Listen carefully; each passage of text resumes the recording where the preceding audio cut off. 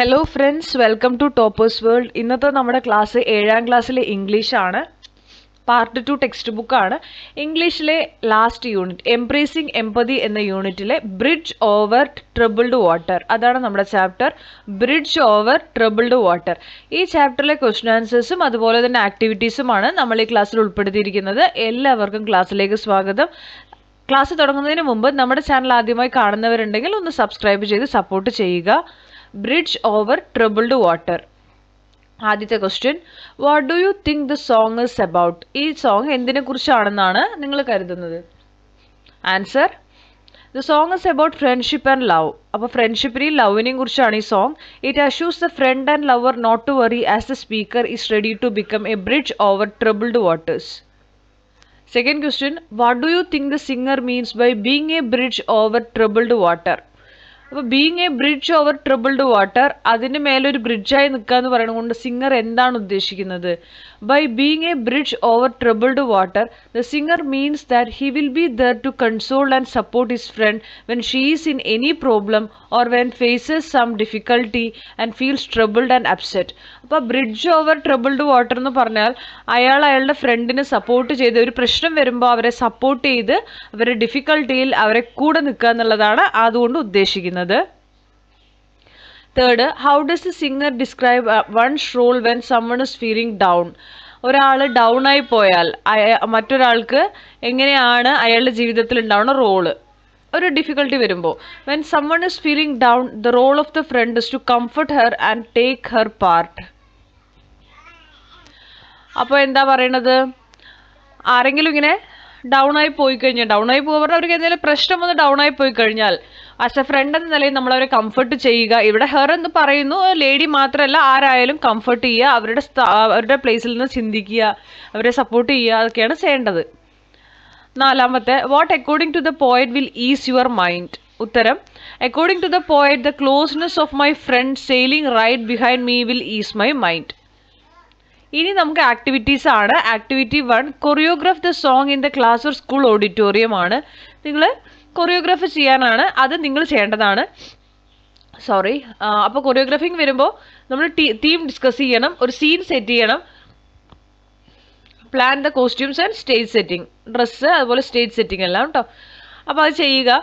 രണ്ടാമത്തെ വരുന്നത്, pick out the feel good and feel bad situation from the song and complete the given columns. Feel ഗുഡും feel ബാഡും കേട്ടോ, അത് നോക്കാം. Feel good, I will comfort U.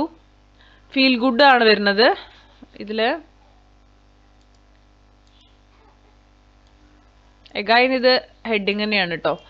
I will comfort you, I am on your side, I will take your part, sail on, your time has come to shine, all your dreams are on their way, see how they shine. Feel bad എന്താണ്? മോശമായിട്ട് പറയാം. Feeling small when you are weary, when tears are in your eyes, when times get rough, when friends can't be found, when you are down and out, when evening falls so hard.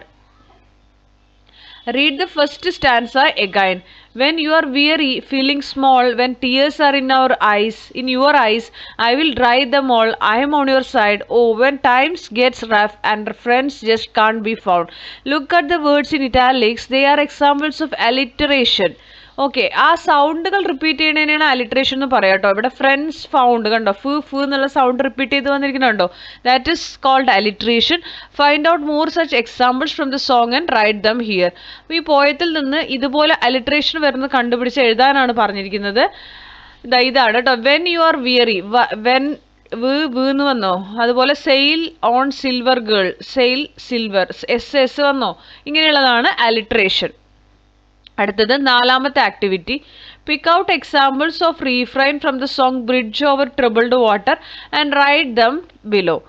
Answer, like A bridge over troubled water I will Leh me down, like A bridge over troubled water I will is your mind. അടുത്തത്, read the following lines again. ഈ ലൈനുകൾ വായിക്കുക. When you are down and out, when you R on the street, when evening falls so hard, I will comfort you, I will take your part, oh, when darkness comes and pain is all around. We often help needy people. Recall such instances from your life. Share your experience. Okay.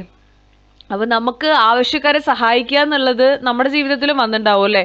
നിങ്ങളുടെ ലൈഫിൽ ഉണ്ടായ ഇങ്ങനെ ഒരു experiences share ചെയ്യാനാണ് പറഞ്ഞിരിക്കുന്നത്. ഞാൻ നിങ്ങൾക്കൊരു model കാണിച്ചു തരാം. An individual once encountered an elderly neighbor struggling to carry heavy grocery bags up a flight of stairs.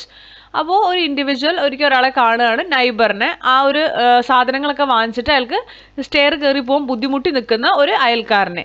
അപ്പോൾ the person stopped and offered assistant. അപ്പോൾ അയാൾ അവിടെ നിന്നിട്ട് അയാളെ സഹായിക്കാൻ തീരുമാനിക്കും, ആ സാധനങ്ങൾ കൊണ്ടുപോകണ ആളെ.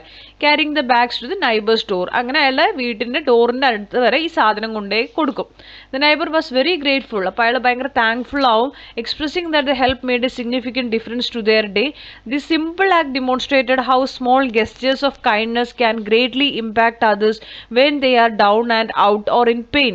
അപ്പോൾ ഇതൊരു ചെറിയ കാര്യമാണ് അല്ലേ? ഒരു സാധനങ്ങൾ ജസ്റ്റ് ഒന്ന് ലിഫ്റ്റ് ചെയ്ത് അപ്പുറത്തേക്ക് വെക്കാൻ സഹായിക്കുന്നു, പക്ഷേ എങ്കിൽ പോലും അത് ഒരാളുടെ ലൈഫിൽ വളരെ ഡിഫറൻസ് വരുത്തും. അതേപോലെ തന്നെയാണ് നമ്മുടെ ചെറിയ ചെറിയ ഗെസ്റ്റേഴ്സ്.